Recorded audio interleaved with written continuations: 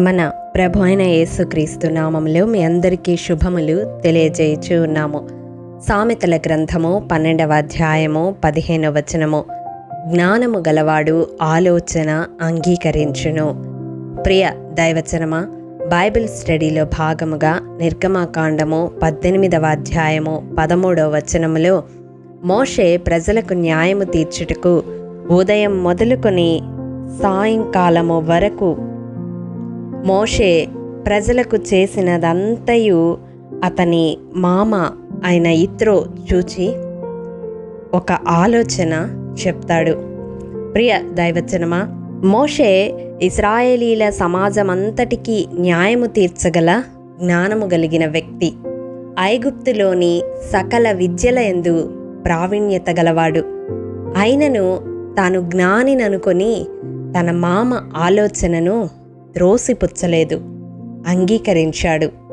సామెతల గ్రంథం 9వ అధ్యాయము 9వ వచనం చూసినట్లయితే, జ్ఞానము గలవానికి ఉపదేశము చేయగా వాడు మరింత జ్ఞానమునందును అని వ్రాయబడి ఉంటుంది. అవును, జ్ఞానము కలిగిన మోషే యిత్రో చెప్పిన జ్ఞానయుక్తమైన ఆలోచనను అంగీకరించాడు.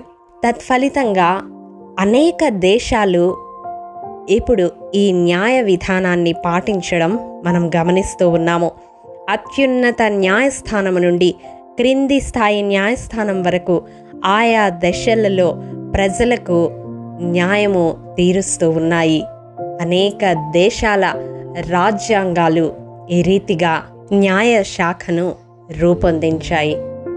ప్రియ దైవజనమా, యిత్రో జ్ఞానము కలిగిన ఆలోచన చెప్పడం మాత్రమే కాదు కానీ నిర్గమకాండం 18వ అధ్యాయం 23వ వచనములో దేవుడు ఇలాగు చేయుటకు నీకు సెలవిచ్చిన ఎడల నీవి పని చేయమని చెప్తాడు. అవును, ఎంతటి జ్ఞానము కలిగిన ఆలోచన అయినప్పటికీ దేవుని సెలవైతేనే పాటించాలి అని ఈ మాట ద్వారా మనము గ్రహించగలగాలి. ప్రియ దైవజనమా, మన దైనందిన జీవితంలో మనం పడుతున్న ప్రయాసను చూచి, మన కష్టాన్ని చూచి ఎవరైనా జ్ఞానము కలిగిన వారు మనకొక ఆలోచన చెప్పినప్పుడు త్రోసిపుచ్చక అంగీకరించాలి. నేను జ్ఞానిని కదా, వీళ్ళు నాకు చెప్పేది ఏమిటి అని తృణీకరించకూడదు.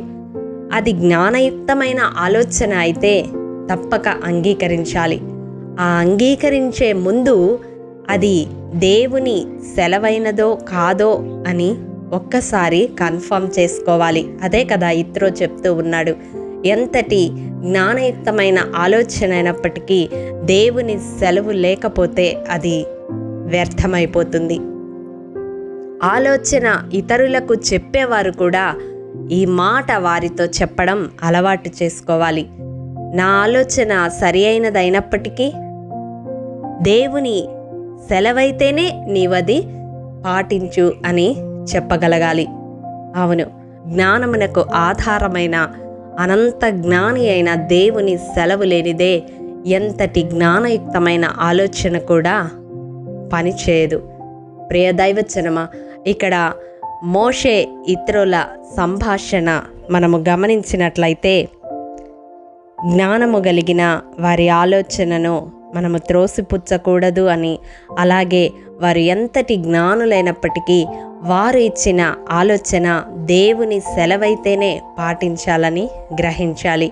అతి కృప మన దైనందిన జీవితంలో దేవాది దేవుడు మనందరికీ అనుగ్రహించునుగాక. ఆమేన్. ప్రేమ నమ్మకము కలిగిన మా ప్రియ పరలోకపు తండ్రి, మీ పరిశుద్ధ పాదములకు వందనములు. దేవా, విత్తబడిన వాక్యమును ప్రతి హృదయములో నూరంతలుగా ఫలింపచేయండి. జ్ఞానయుక్తమైన ఆలోచన మాకు అనుగ్రహించేలా ఆలోచనకర్తలను మా చుట్టూ మీరు ఉంచండి తండ్రి. వారిచ్చిన ఆలోచన నీ సెలవైతేనే పాటించగలిగే ఆత్మజ్ఞానమును మాలో ప్రతి ఒక్కరికి దయచేయమని మా కొరకు త్వరలో రానయ్యున్న యేసు అతి పరిశుద్ధ నామం పేరట అడిగి పొందుకొని ఉన్నాము తండ్రి. ఆమేన్. ప్రియ దైవజనమా, అనుదినము షారోన్ మన్నా ద్వారా అడగబడుచున్న బైబిల్ క్విజ్ ప్రశ్నలకు సమాధానములు ప్రతి నెల మొదటి వారము కామెంట్ బాక్స్లో పోస్ట్ చేయబడతాయి.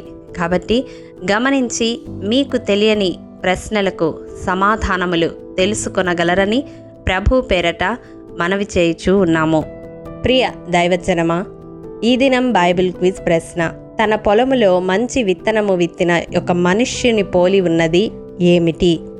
ప్రియ దైవజనమా, ఈ దినము జన్మదినము, వివాహ దినము జరుపుకుంటున్న వారికి షారోన్ గ్రూప్ తరపున హృదయపూర్వక శుభాకాంక్షలు తెలియజేయుచూ ఉన్నాము. దేవుడు శ్రేయస్కరమైన ఆశీర్వాదములతో ఈ సంవత్సరాది నుండి సంవత్సరాంతము వరకు మిమ్ములను నింపాలని ప్రార్థిస్తూ ఉన్నాము. ఆమేన్.